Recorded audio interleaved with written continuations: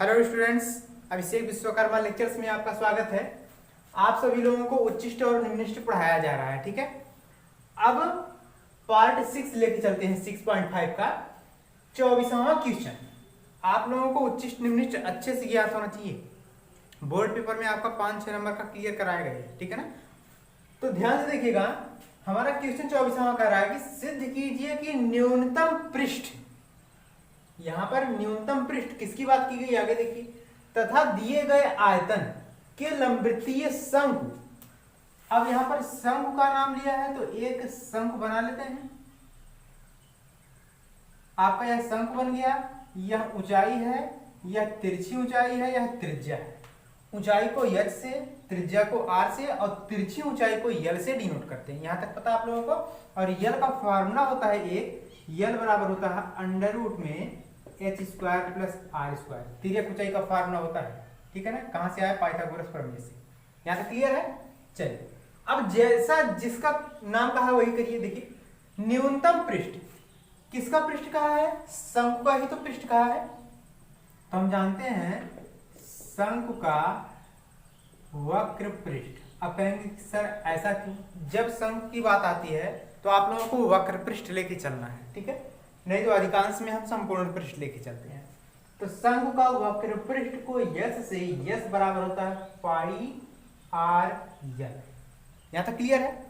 अब इसमें बात ये ध्यान से देखिएगा, हमको किस किस में संबंध लाना है। देखिए तो, शंकु की ऊंचाई आधार की त्रिज्या की √2 गुनी होती है। यानी जो हमको सिद्ध करना है कि जो शंकु की ऊंचाई h होती है वह किसकी √2 गुनी है? आधार की त्रिज्या r का √2 गुना है। यह तो हमको सिद्ध करना है। इसका मतलब h और r में विलोपन किसका होना चाहिए? यल का विलोपन होना चाहिए। तो यल को गायब कर देते हैं। s बराबर पाई r, बगल में यल है, यल का मान देखिए निकल कर आया है अंडर रूट में h square plus r square. यहां तक क्लियर है। अंडर रूट कैसे हटेगा? यदि दोनों पक्षों का वर्ग कर दिया जाए तो यस स्क्वायर बराबर इसका स्क्वायर होगा तो पाई स्क्वायर आर स्क्वायर, और अंडर रूट का स्क्वायर होता है तो अंडर रूट हट जाता है, आ जाएगा H square plus R square. हमने मान लिया इक्वेशन फर्स्ट। यहां तक क्लियर है। क्योंकि जिसका नाम अभी पृष्ठ के बाद अभी आयतन बचा है, तो पृष्ठ हम यहां तक सरल कर चुके हैं। अब देखिए आयतन से क्या निकलता है। इसी में आयतन का नाम लिया है तो लिखेंगे शंकु का आयतन v बराबर, शंकु का आयतन v का मान होता है 1/3 पाई आर स्क्वायर h। शंकु के आयतन का फॉर्मूला तो यही होता है। इसका तिरक गुणा कर सकते हैं, 3 का गुणा v में 3v बराबर पाई आर स्क्वायर h।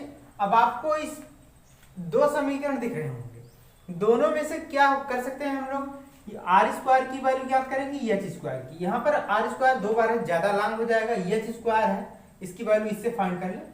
तो दोनों पक्षों का वर्ग कर दें।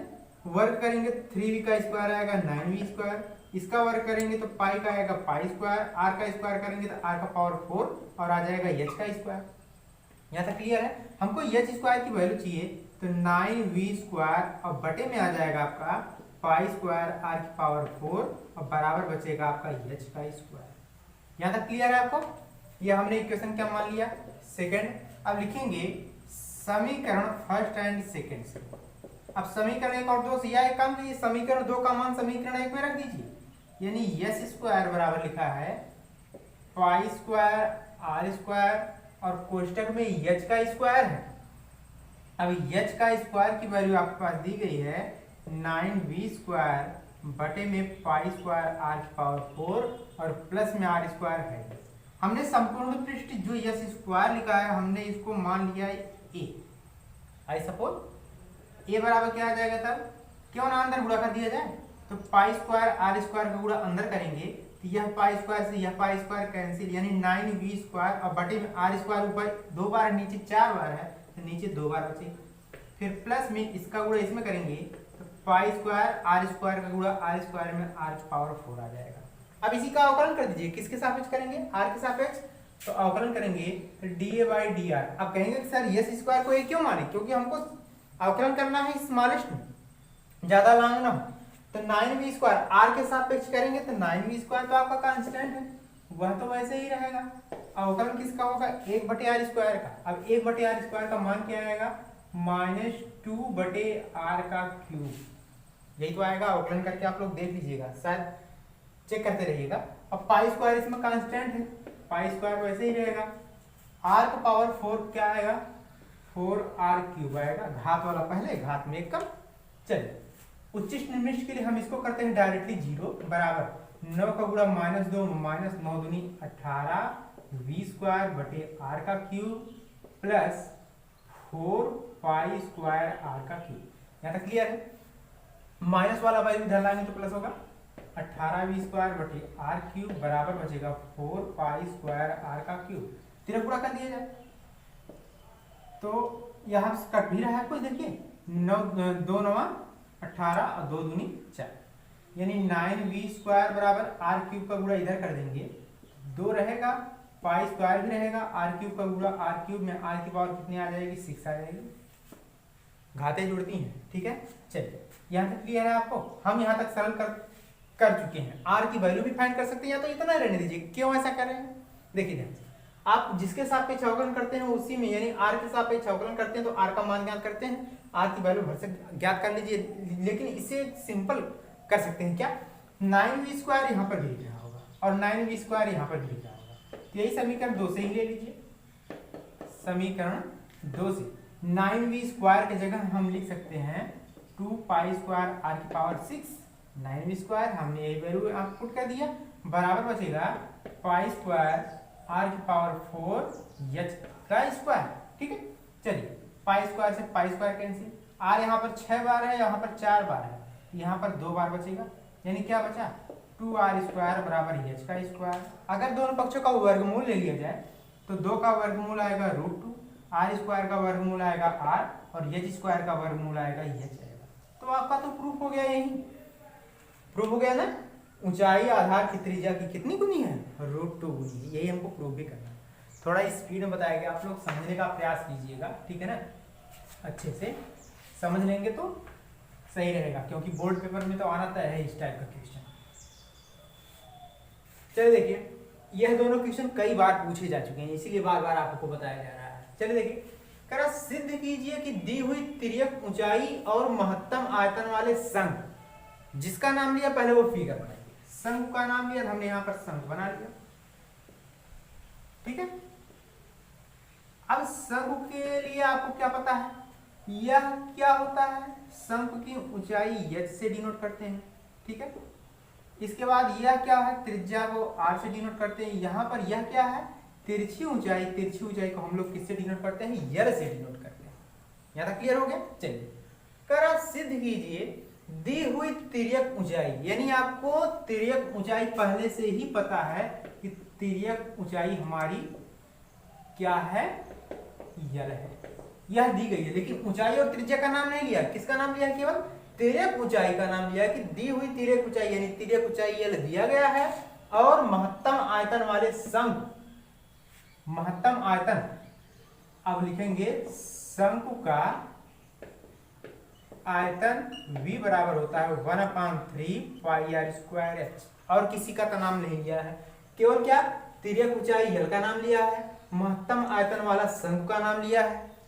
और सिद्ध क्या करना है कि अर्ध शीर्ष कोण जो है, अर्ध शीर्ष कोण, देखिए शीर्ष तो हमेशा ऊपर वाला होता है, अर्ध का मतलब जो पूरा शीर्ष है उसको आधा कर दीजिए तो यह आधा शीर्ष कोण बचेगा कि नहीं। तो अर्ध शीर्ष कोण को हमने किससे डिनोट कर दिया, थीटा से। तो थीटा बराबर हमको क्या सिद्ध करना है, कह रहा है आयतन वाले शंकु का अर्ध शीर्ष कोण tan इनवर्स √2 होता है, यानी अर्ध शीर्ष कोण जो हम माने हैं थीटा, इसका मान क्या होता है tan इनवर्स √2। यह हमको प्रूव करना, ठीक है। चलिए अब आप लोग ये बताइए, यल पता है केवल, कौन कौन नहीं पता है, ऊंचाई और त्रिज्या का पता नहीं है, तो क्यों ना इसकी वैल्यू फाइंड कर लिया जाए। कैसे फाइंड करेंगे, कोण भी दिया गया है, यह तिर्यक ऊंचाई भी दी गई है, तो आप लोग जानते हैं एक बार साइन थीटा ले लीजिए, क्योंकि जब कोण दिया है यह 90 अंश है। एक बार साइन थीटा ले लीजिए, एक बार cos थीटा ले लीजिए। तो साइन थीटा बराबर होता है लंब बटे कर्ण, कोण के सामने वाला लंब r बटे कर्ण, 90 अंश के सामने कर्ण क्या है, यल। अब आपको इससे किसकी वैल्यू फाइंड करनी है, r की, तो r का मान आएगा यल साइन थीटा आएगा। चलिए इसी प्रकार से cos थीटा, cos थीटा का मान होता है आधार बटे कर्ण। आधार कौन है? यह h और बटे कर्ण तो l ही रहेगा। अब आपको इससे h की वैल्यू भी फाइंड हो गई, l cos थीटा।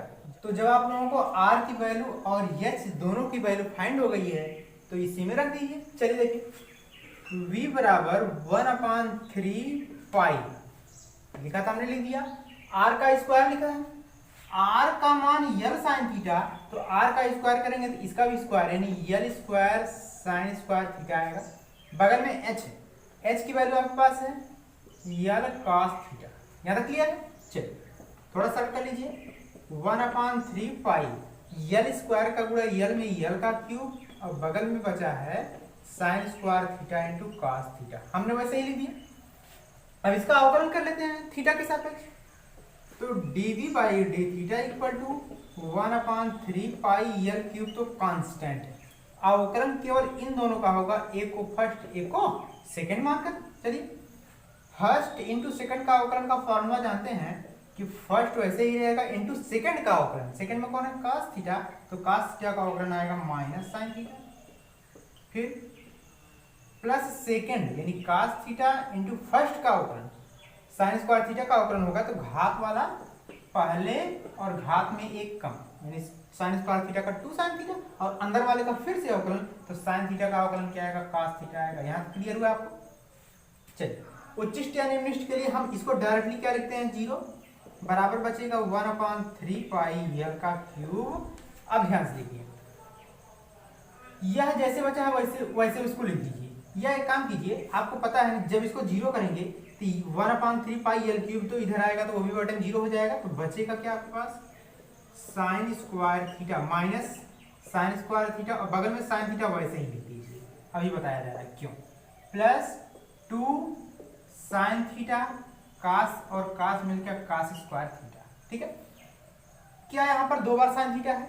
यह भी sin थीटा यह भी sin थीटा, दोनों कॉमन होकर इधर आएंगे तो बटे में 0 हो जाएंगे, तो बचेगा क्या? केवल 0 बराबर minus sin square theta plus 2 cos square theta, क्योंकि यह sin थीटा दोनों में कॉमन था, कट गया। अब माइनस sin स्क्वायर थीटा इधर आएगा तो प्लस sin स्क्वायर थीटा बराबर 2 cos स्क्वायर थीटा। यहाँ तक क्लियर? चलिए, अब sin स्क्वायर थीटा है, cos स्क्वायर थीटा गुणे में इधर आएगा तो कहाँ आएगा? बटे में आ जाएगा, और बराबर क्या बचेगा हमारे पास? 2।